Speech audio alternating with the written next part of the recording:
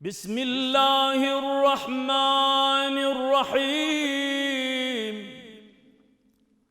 اللهم صل على محمد وآل محمد.